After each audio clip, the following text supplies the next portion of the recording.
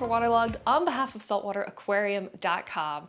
You know, I've got the tank up, the stand is built, but before I can do anything with respect to fish, I need to make sure that it is safe for them and that I'm not gonna have anybody jumping out.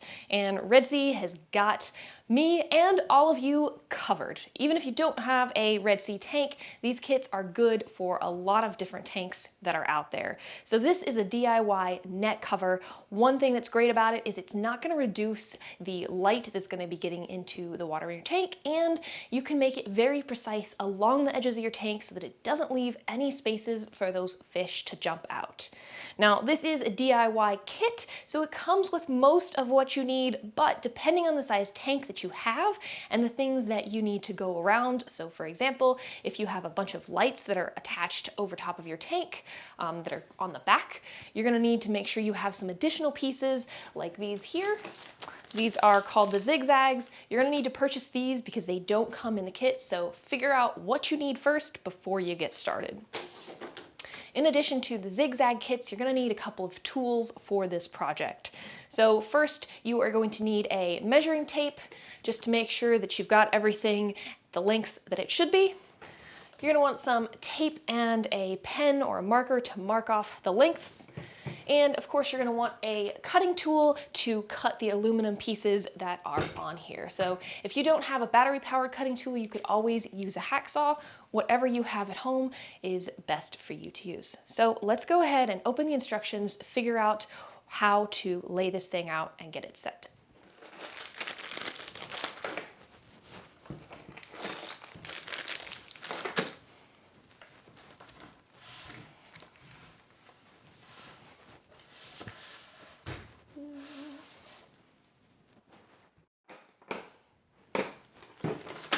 Okay, so now we're gonna go to our instructions. Just like when we were building the stand, it's got all of the different pieces labeled. So we will go to the diagram for my tank. You can do it for your tank and say, okay, I need so many of the pieces that are the A's, and just kind of lay them out and get them ready.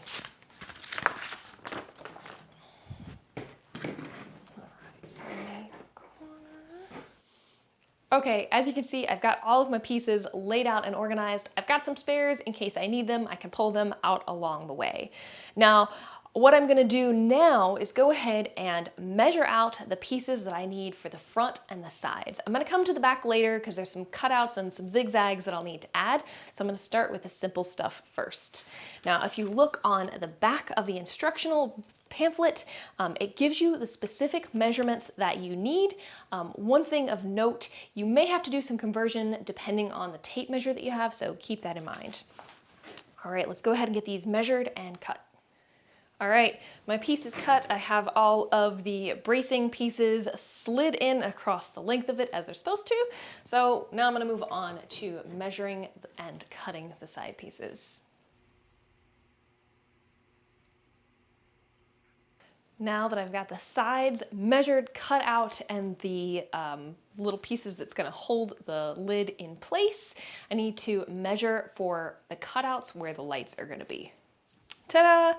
As you can see, I've gotten the back side all measured and cut and put together. Now, one thing that wasn't included in the instructions that I went ahead and did is some of these hanger pieces. I added a couple of extra on the front and the sides just to give it a little bit more support. Another thing that you should note if you're doing this at home is that if you've got some of those cords that you need to take out of the tank and get down the back of the wall, these corner pieces have little edges that you can punch out on the corners. That way you can run any cords out of the tank without having to have that lid kind of edged up. Something else that goes along with these corner pieces is the corner fronts and even the back of the tank is slightly beveled, so you may want to end up punching those out as well just to have it lay flat and smooth. Okay, that takes care of setting up the frame, but next thing we have to do is put the mesh in the tank. So I'm gonna go ahead and get that cut, measured, laid out, and placed in the frame. Okay, as you can see, I have laid the mesh out over top of the frame, and then I've taped it down to the table and kind of added a little bit of tension to it so that it's a little bit more taut over the frame.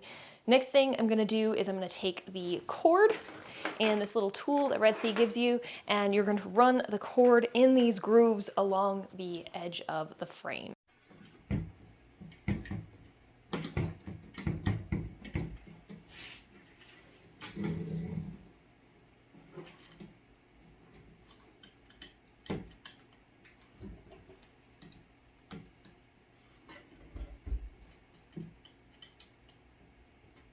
Okay, as you can see, I've got the mesh securely in on this frame.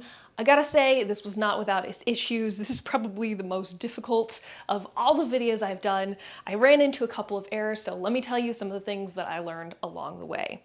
One, when you are putting the mesh in, I would recommend starting on one of the sides, put that in, and then do the other side, and then go from back to front or front to back, whichever. Something else that you should be mindful of is when you have that cord, you don't need to have that stretched taut. You can just lay it along the length, measure it out, and put it in.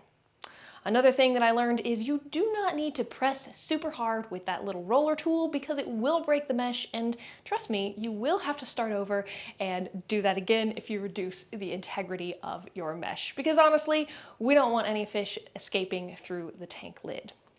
Okay, let's go ahead and get this thing on the tank. Now you might notice as I do this, I have a little bit of mesh that is on the back near the lights, and the reason for that is because there is still a slight gap where the lights are.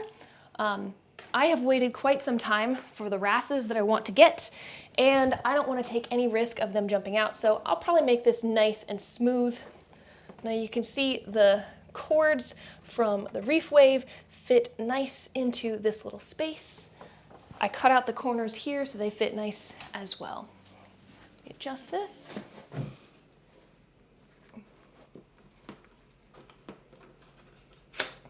There you go. You heard it sit down into place. It looks smooth and great. Once I trim up these, it will look fantastic. Okay, I hope you have enjoyed this video. I hope you have learned from some of my mistakes, and I hope you come back to watch the next videos in this series. This has been Hillary for WaterLogged on behalf of saltwateraquarium.com. Thank you so much for watching, and I'll see you next time.